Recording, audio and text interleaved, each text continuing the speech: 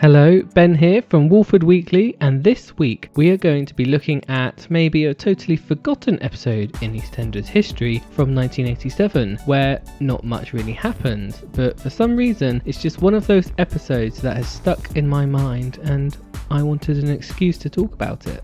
One of the reasons I love this episode so much isn't just because of Lou Beale, who I love, and her manipulating ways, although that is part of what makes this an instant classic in my mind, but also because the episode shows us a great example of an everyday episode, where nothing massive or huge happens, but it shows us the lives of all those families going about doing ordinary activities, and there's something special about that when they just get it so right, like they have done here.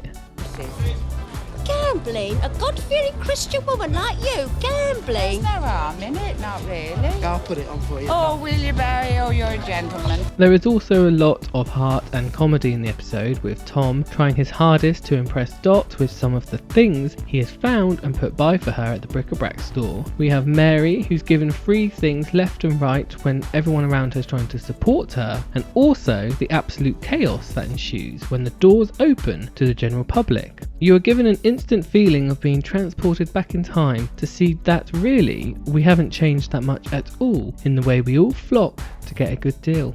It's the morning of the Brick-a-Brack charity sale organised by Carmel, who is a local resident to the square who also works for the council. And we also have the, shall we say, elder generation of characters getting themselves all very excited for the big day. I just love the fact that the news of this Brick-a-Brack sale has reached even the local pub at the Queen Vic as the main topic of conversation for the day.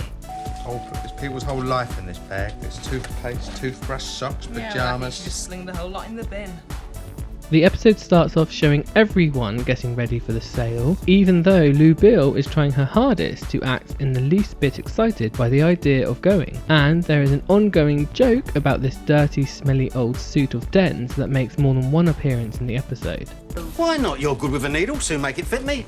Arthur, I'm not having you going about in a suit that everyone in the square knows is third hand. Lofty has found enlightenment early in the episode with a book about how to talk to plants, as he is the one who is in charge of the bookstall. And now that suit is again making another appearance, with Lofty and Tom both after it, along with Arthur also keen on the idea of following in the fashion trends of Den's offcasts. Lou now informs us all that, of course, all the good things in a Brick-a-Brack sale go in the first 10 minutes, and this seems to be kind of common knowledge throughout the square. No doubt you'll be up front grabbing all the bargains. No, I won't. Not if Pauline don't hurry up, I won't. All the good stuff goes in the first 10 minutes. No rush, they don't shut till 6. Yes, well, all the bargains be long gone. You look as if you got most of them already. Lou is unfortunately stuck at the back of the queue because she had to wait for Pauline. When she does turn up eventually, Lou sets her mind on getting in there first any way that she can. We have Barry, who is there to grab some cheap records to then upsell on his stall, and Mary, the single mum, is I kind of think just there just for the fun of it and witnessing this crazy London Brick-a-Brack sale for the first time. Lou Beale's plans begin now when she has a well-timed angina attack. It's one of your angina terms, come on. Well, we better go home then. No. And of course she needs to sit down somewhere, and that somewhere is inside the community room, definitely not at home. The crowds are furious because they know Lou all too well around these parts and they know this trick, but as always, what Lou wants, Lou does eventually get.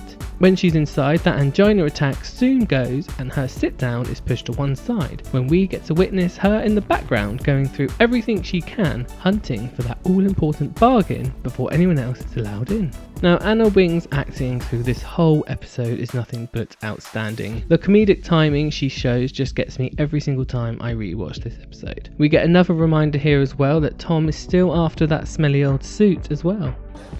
Oh, just hoping Kathy set things out. Yeah, it looks to me like Kathy's got more help than she needs. The doors open now and you get a real idea of what a Black Friday would be in the late 80s here. Everyone's barging in and this woman just cracks me up. Lou has grabbed quite a handful of things. I mean, let's see. It kind of just looks like a load of clothes, some baggy cloths and some bed linen, but she's happy to give £1 for the whole lot without even asking how much it comes to, or even waiting for Kathy to give the all okay. Lofty again showing his intellectual side when asking Tom about the book of poems he's just bought off him, only to be struck down back to earth when Tom tells him he's only bought it to prop up a wonky table leg. Will poor old Lofty ever find someone on the same wavelength as him, who's not a plant of course? Later we get treated to this absolutely perfect scene of Lou versus Dot, where she doesn't want to sell a vase to Lou, but Lou is using all the stares, looks and hard-faced questions to work out exactly how valuable this vase is and if it's worth her time bartering for it at all. And it's no use you're trying to beat me down because I've been told to sell everything for the full price. Fair enough. You never pay the full price for nothing. Bit of China, that is. It's got a crack. I can't see one. No, well, your eyes ain't as good as they were, are they? Just quickly now, let's go on to the other plot of the episode where Pat is refusing to cook for Den and Simon, where she is sick of them taking but never giving. She has cooked herself a nice roast dinner and Den, of course, finds the time to add an insult into her figure. Oh, that smells and looks really good, Pat. Oh, Tom. You've got a bit too much to eat for one, though, haven't you? Don't you believe it, I'm starving. While the boys sit down and struggle to even open up a jar, Pat is the first one to jump in and show the men just what a real London woman can do. That infamous suit returns once again and Tom still has his eye on it, but he's not quite ready to spend £1 on it. 50p is all he's going to go to. I mean, come on Tom, how cheap do you really want a 3-piece full suit to be? I'm also kind of curious as well to find out exactly what is going on with this suit, why does it always smell, and why can no one seem to get rid of the smell even after they've washed it? Right, besides it stinks. Vicky's been sick on it a few times, not to mention the accident with her nappy. Towards the end of the sale, we see Dot is given an umbrella from Tom that he has put by specifically for her, and this is such a sweet moment for Dot, who so rarely gets given anything in her life, or is even thought about anyone else either. And even to this day, of course at the time of recording, Dot can still be seen carrying around the umbrella with her. The moment is soon spoilt though when Lou's beady eyes see that Dot has brought that cracked vase from earlier that she had her eye on. This is one of those very rare moments when someone's gotten something over Lou, and I'm sure she is going to be taking this argument to the grave with her.